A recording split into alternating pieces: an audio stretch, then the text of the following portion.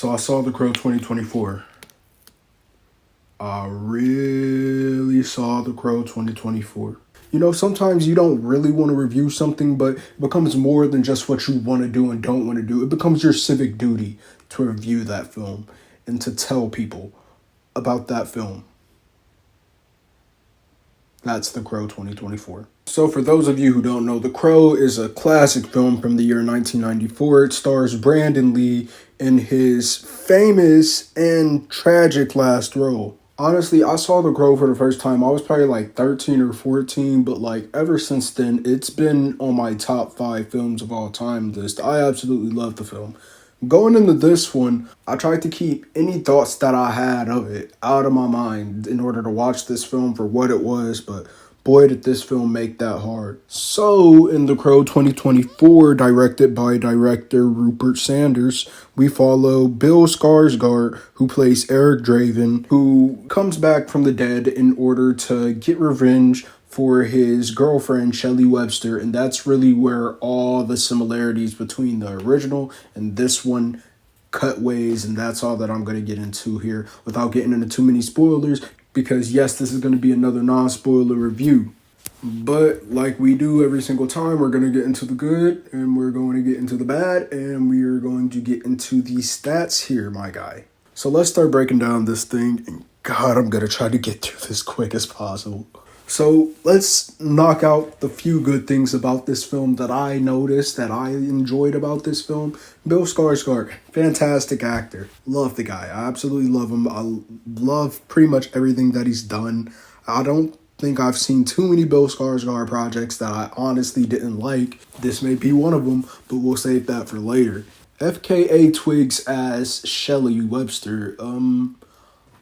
Honestly, didn't need to be there, but since she was here, I feel like she played her role pretty well, and you almost begin to feel this connection between her and Eric that almost feels real and almost feels significant enough to drive this movie's plot, but it doesn't quite get there. And I don't think it's because of anything that has to do with the way that these two are portraying these characters. I think it's more so to do with how the movie tells this story and where this story starts and where it takes us, because when you see this film, the way that it takes you throughout their relationship, it doesn't necessarily connect 100% and land where it's supposed to with this revenge story that The Crow is. It doesn't really hit like it's supposed to, because I mean, we see, and this isn't a spoiler because it's in the trailers, we see even footage from the earliest days of their relationship and take it up into, you know, the obvious death of Shelley Webster and Eric Draven. And honestly, like, when we see everything come together, it just doesn't feel like it's supposed to. It doesn't hit like it could. Again, I'm going to try to stay away as much as I can from talking about the original film, but let's just say that the original film showed a lot less of Shelley Webster, but somehow made the whole connection and the drive of the film hit so much better with that lack of seeing her. This film somehow manages to get not only the plot of The Crow wrong, but kind of the character of The Crow wrong and what he is after, what the drive, the motivation of the character. It honestly gets the powers and the abilities and why The Crow is The Crow. It gets pretty much everything wrong about The Crow, and I feel like this movie tries to overcomplicate things and tries to add significance into things. It tries to do that so much that it gets to the point of convoluting itself, and it kind of just gets confused on what it's really trying to do here. Because, like, I understand the idea of, like, you want to add more plot and you want to add more gravitas into the story, but honestly, it doesn't need that. But if you're going to try to do that, at least try to do it in a way that's going to sit well with the way this film is supposed to be. Because, honestly, the things that they try to add and the things that they do add, they range from not meaning nothing and not changing the story at all to just being, like, bad for the film. And the same could be said with the villains of this film. This movie takes what essentially is supposed to just be this revenge story of a man getting back and trying to get peace for himself, and it kind of twists that entire narrative into something that it was never meant to be.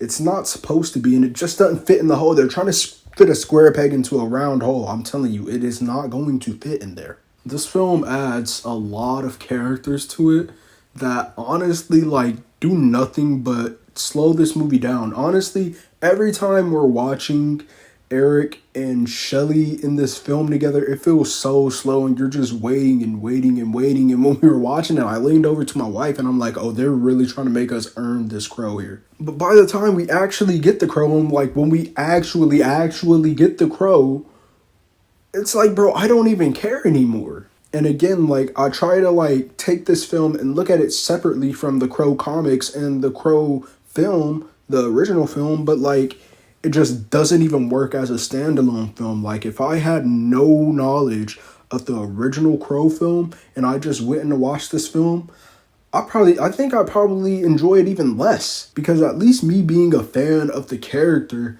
it kind of gives me a feel for what I want to see with it, and it kind of gives me just some enjoyment to at least see this character on the screen. But like, if I didn't know who this character was and this was my first introduction into this series, I honestly probably just be like, bro, what is going on here? Like, this is what the hype is about. So I mean, like I said, I'm not trying to take up too much time. There's a few other good things I could mention. I think the sound design was really good in the film. I think pretty much most of the acting in the film was pretty good. There were some cool fight scenes, but then they also started to kind of like fold in on themselves when like it kind of just started to feel like gore for gore's sake, and it didn't really add anything to the film. But honestly, dude, like, I just couldn't get behind this one, no matter how hard I tried, because I really wanted to give this film a win. I really wanted to see this film do well, but like, dude, I'm sorry, it's just not hitting. So I think you guys probably know where I'm heading with this, but we are going to break down these scores anyways. For casual moviegoers, we're going to give this film a C. For movie fans, we're going to give this film a D.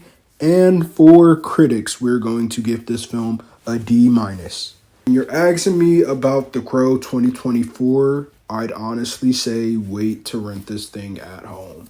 Look, man, I did my best with this film. I honestly, like, I wanted it to be a win. I wanted it to be fun, but, like, honestly, I just came out with not much to enjoy out of it, and, like, I don't know what you want me to tell you, dude. Like, it just didn't stick the landing, and I don't think it's going to stick the landing in the box office either, judging from my crowd tonight. But yeah, guys, I'm going to go lay down and play my R36S and eat a Big Don. You guys, do you stay away from this movie or go see it. Do what you want to do. Have fun. I'll see you next time. Later.